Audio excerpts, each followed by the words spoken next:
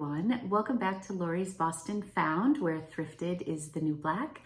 My name is Lori and I am a full-time reseller on Poshmark and on eBay, and I recently launched my own website called Lori's Boston Found. Today I am talking about bundles. I have found that bundles have been a really powerful selling tool for me. I feel like in the past month or two, bundles have been very strong in my business. And so I wanted to talk a little bit about how I have encountered some success with bundles and some of the strategies that I put into place to make them happen. So let's get into it.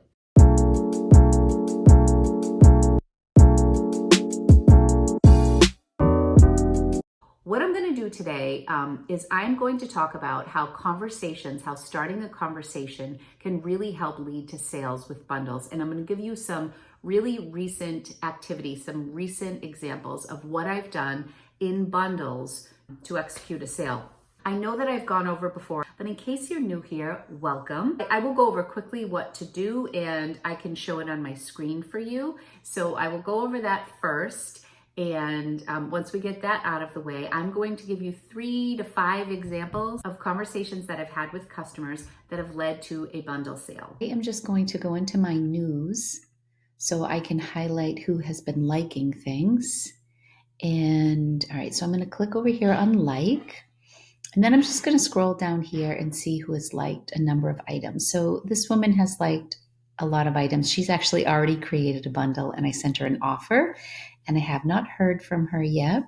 So I've noticed that my friend Marcia here has liked 2 items. So I'm going to go over to Marcia's page, and I'm going to click over here by the shopping bag. I'm going to click on the shopping bag, come over to this arrow, click that drop down, and now I'm going to switch to sell view. So over here, I actually already added these items to the bundle, but in case you were wondering here, I'll X them out. And over here, it should have a little plus sign if they've liked it. And then once you click on that, it just goes right to the bundle. So it automatically adds these up. So $58 is over here. So I am just going to write her a quick message. Hi, Marcia. Thank you for shopping my closet. I am doubling my traditional bundle savings while we are in quarantine. I will send you a 30% off offer. Now, she messaged me earlier and she asked me if the sweater was really itchy. So I'm going to say the sweater, because I checked it out, isn't too itchy. It's comma, especially for wool. It's a beautiful piece. Let me know if you have any questions. If you have any questions. So Lori. Okay. So hi, Marcia. Thank you for shopping my closet. I'm doubling my traditional bundle savings while we are in quarantine. I will send you a 30% off offer. This sweater isn't too itchy, especially for wool. It's a beautiful piece. Let me know if you have any, I'm going to say more questions. Any more questions? XO Lori send. So on the offer here, it doesn't automatically do the math for you. So I'm going to have to figure that out. I mean, if it were $60 and I did 30% off, it would be $18. So I think I'm just going to do the offer for $40. And I think I'm going to leave it at that.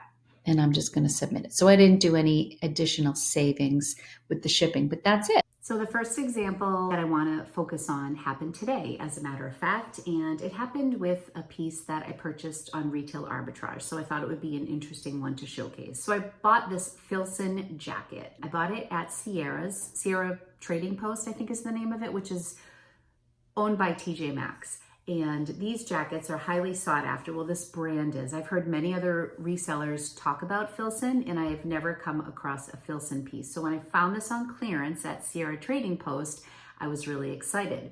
However, it was also the most I had ever spent on a retail arbitrage piece, with the exception of a Madewell bag that I paid, I think, exactly the same price, which was $75.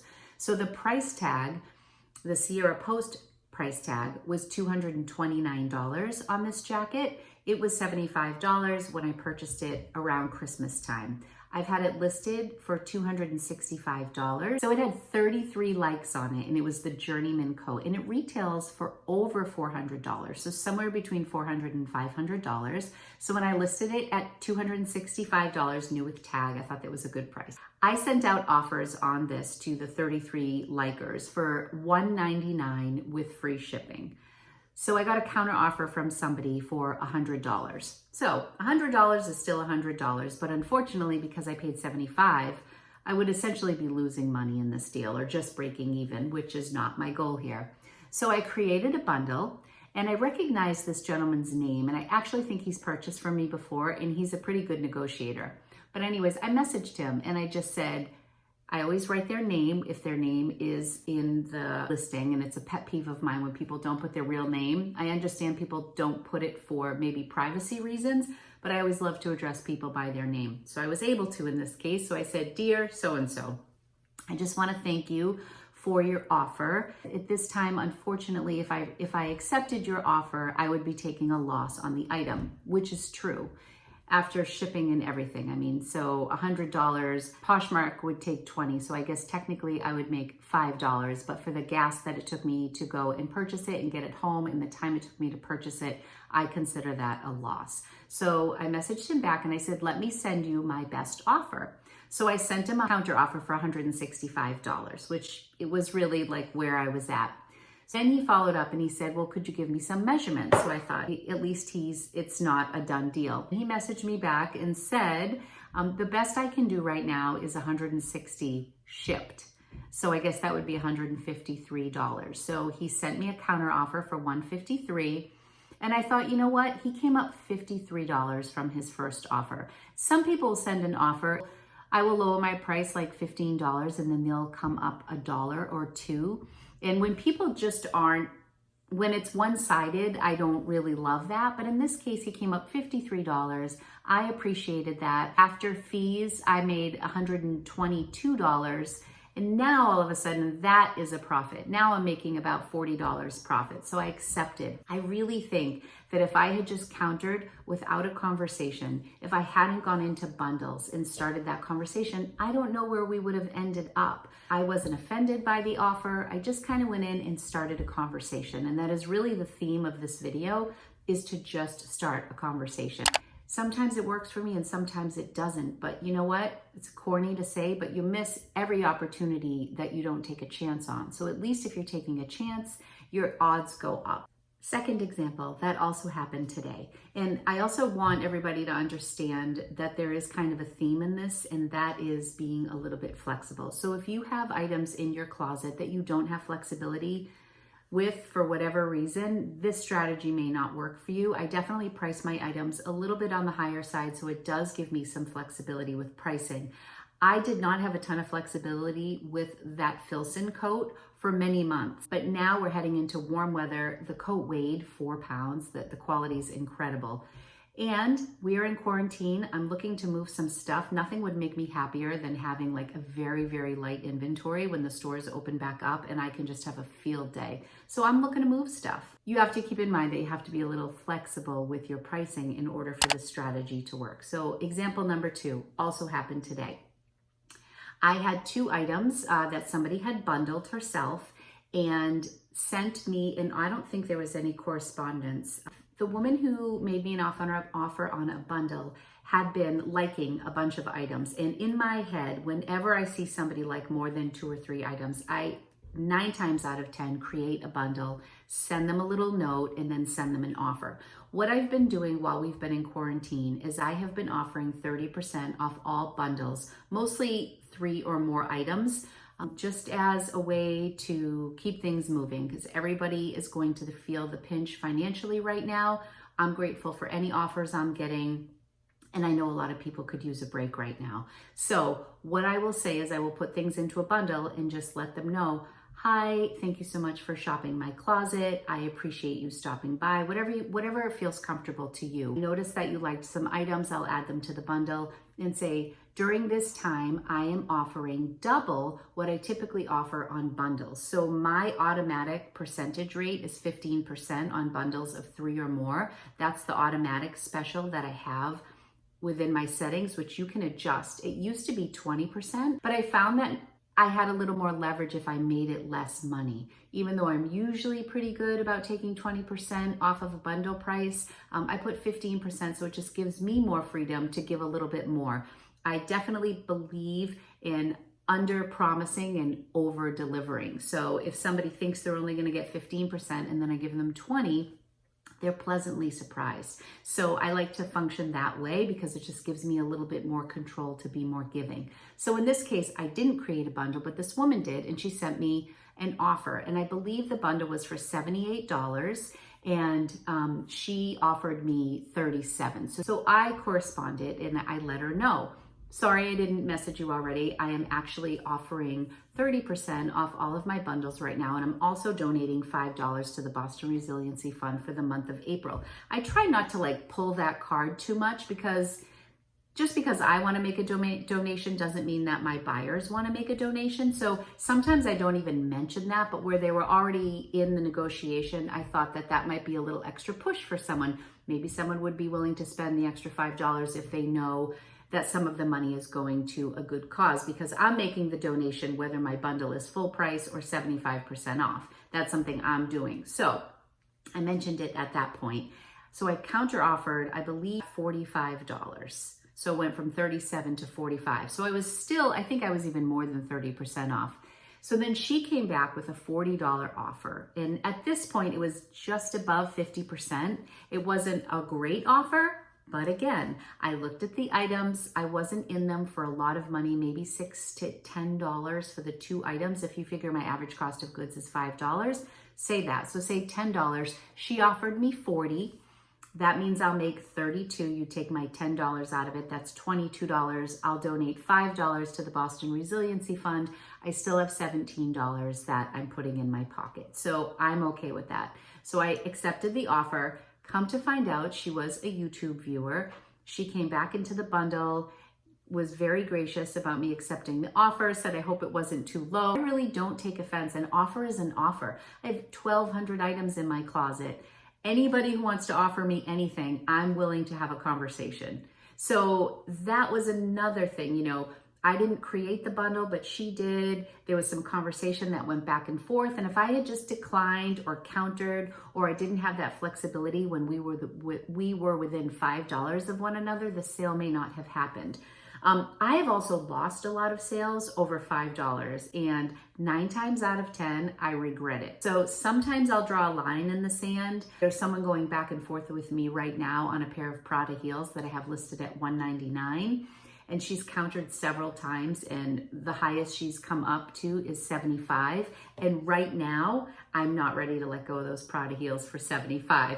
So half off is my limit right now. In a month, I may regret not taking that $75. That's where I'm at right now. Every item is different, but I really think, again, the conversation started, so maybe it's time. I think I already sent her a message about the Prada shoes, but maybe I should check back in with her and just have a conversation because we don't seem to be getting anywhere. Next, I want to talk about another bundle, but it's not a sale yet, but it happened today. So there was somebody who I noticed was liking a lot of stuff. So sometimes if they like 20 items or 15 items, the first thing I'll do is I will go and see if they are an experienced Posh person, like if they've been on the app for a while or if they are new. And to all of my new people who are watching this, the reason I go on to see if they are new to Poshmark is because when you like something in the culture of Poshmark, it implies that maybe you might want to purchase that, or you're thinking that it might be something that now or maybe down the road you might consider purchasing. And oftentimes you will receive an offer if you like something. When you're on other platforms, you can like it just because you think it's cute. On Instagram, you like it because it's a nice post. You don't want anything from it, you're just liking it. On Facebook, We kind of have this culture of everybody liking things, but on Poshmark, a like means something a little bit different. So if somebody comes to my closet and they like 100 things, I first look and see, oh, yeah, they've been on Poshmark for 10 minutes and they're liking 1,000 things. They probably don't have any intention of buying those 20 items or even 5 of those items or potentially even 1 of those items. So that's the first thing I do. If they've really liked a lot of my items and they've spent a lot of time in my closet, there's still a good chance I'll go into create a bundle for them and say, hey, I've noticed you've liked a lot of items. Just so you know, like I'll introduce myself, welcome to Poshmark. I'll do something along those lines and then let them know about my bundle savings, kind of knowing that it may not lead to anything. But if there's an experienced person on Poshmark who comes in and they have even like 40 listings or something, and they go ahead and they like a bunch of my items, they know the game. So they're probably waiting for an offer, or maybe they are just liking a bunch of things they're gonna go back to later. So this morning that happened to me. She went ahead and she liked a bunch of things, but she liked so many items that I didn't feel comfortable creating this monster bundle for her that was like worth $400. I've done that before. And if I do that, if I add every single one of their likes to a bundle, I will simply say, feel free to decline this offer or add and delete items. I won't be offended. And then make me an offer on what you're comfortable with. Just know that I see you in my closet. I appreciate you being here and I'm willing to work with you. So sometimes I won't even add things to the bundle, but I'll go in, create a bundle, and just write a message. So that's what I did today. So the woman who liked a bunch of items, she is an experienced Poshmarker. She has several things in her closet. So I just went in and I gave her the same spiel I give everybody else. And I'll read to you exactly what I wrote to her. She had liked 11 items. So I felt like 11 items was a lot to add because the bundle would have been $300 or something to that effect. So I went in and I just said, hey girl, because she didn't have her name. Hey girl's a little casual. Do you like hey girl? Hey friend? Hey there? I never know what to say when I don't have their name. But anyways, I wrote, hey girl, thanks so much for shopping my closet. Feel free to bundle and save. I'm offering double my typical bundle savings of 15%. So whatever you bundle will be 30% off. Let me know if you have any questions. XO Lori. That's all I said. I didn't mention the $5 for Boston Resiliency Fund. I didn't try to put any pressure on her. That's all I wrote. And she never wrote back to me. However, about an hour later, she created a bundle. So of those 11 items, she put 4 items in a bundle. She hasn't said a word to me yet.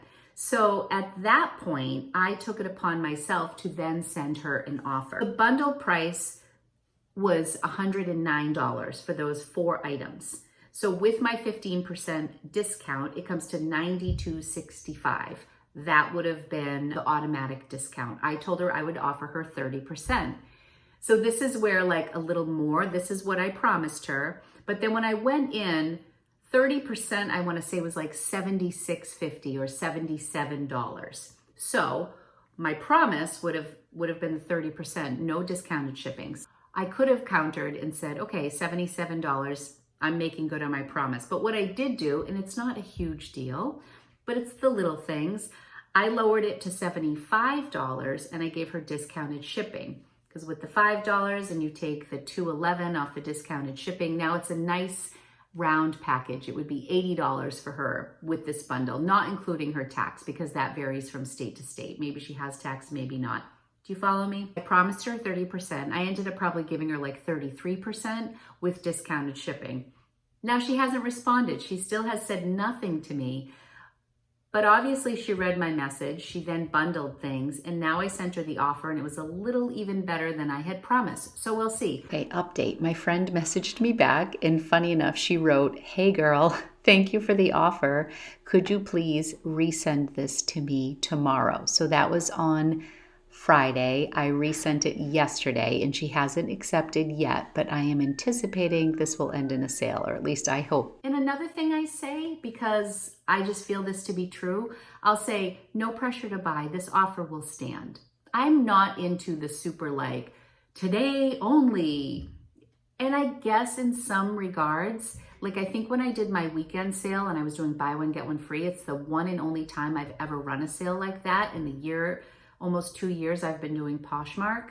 That was a sense of urgency. I wasn't going to continue that sale for a good length of time.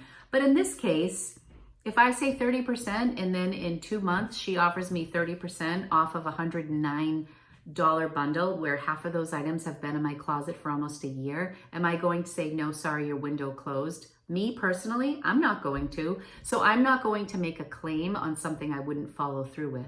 And I also think it puts your customer at ease when you say, don't worry about it. If you're not ready to buy today, that 30% will stand. Or I'll say something like, while we're in quarantine or through the end of April. Like I leave it pretty open-ended so people know they can come back. And a lot of times people do come back. Sometimes I don't receive messages back from my bundles for months and people will come back and say, thank you so much for sending this to me. I'm ready to purchase now. Or sorry, I couldn't buy last month. It wasn't a good month for me or whatever it is. But I really feel like conversations really open the door. And I don't know what the exact statistic is, but I've heard it. You can probably find it somewhere on the Poshmark site, but there is an increased percentage of sales that take place when there is correspondence and communication between the buyer and the seller.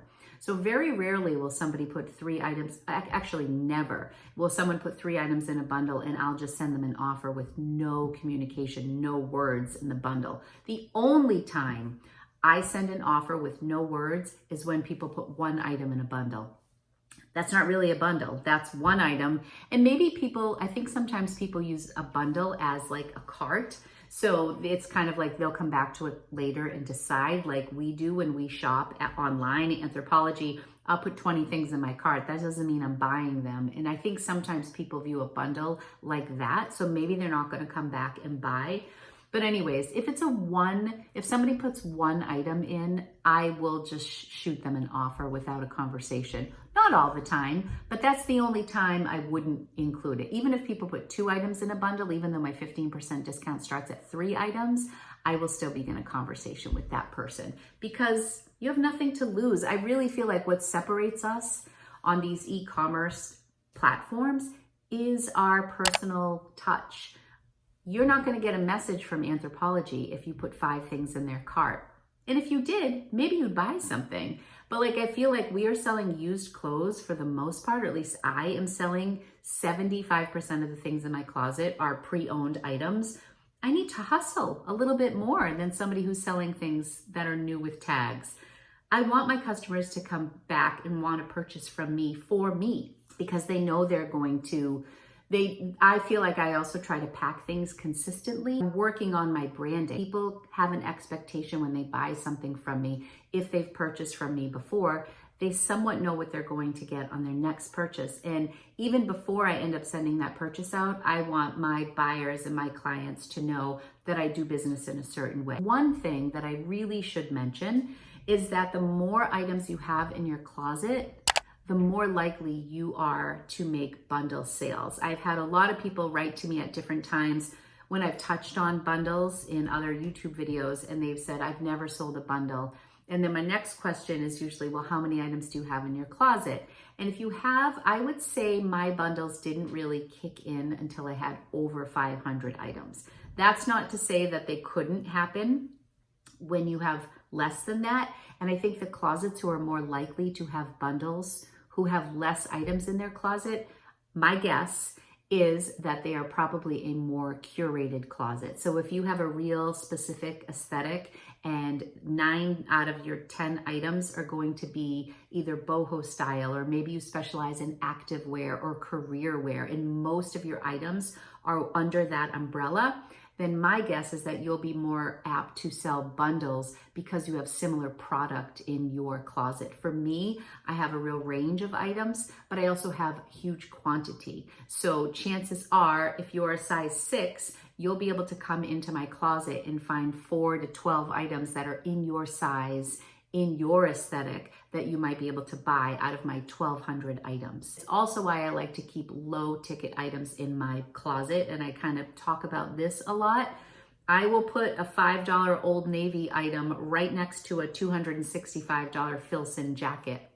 It's just how I work. And then if somebody buys a high-end item and they want to throw a bundle item in there that maybe I picked up at the bins almost 2 years ago, I can like almost write that item off. In my brain, sometimes I can give that to my customer for free and then get the profit on the higher ticket items. So for me, I really like to have high and low ticket items in my closet because, you know, for a customer who's going in there and they're buying 6 items, maybe 2 or 3 of those items are things that I need to be a little more strict on my pricing with, but I can have a lot more flexibility with items that I feel are like 2 months away from being donated. You know what I mean? Sometimes you do a lot of seed planting and it doesn't always result in a sale right away. Much like what happened with the FILSON coat.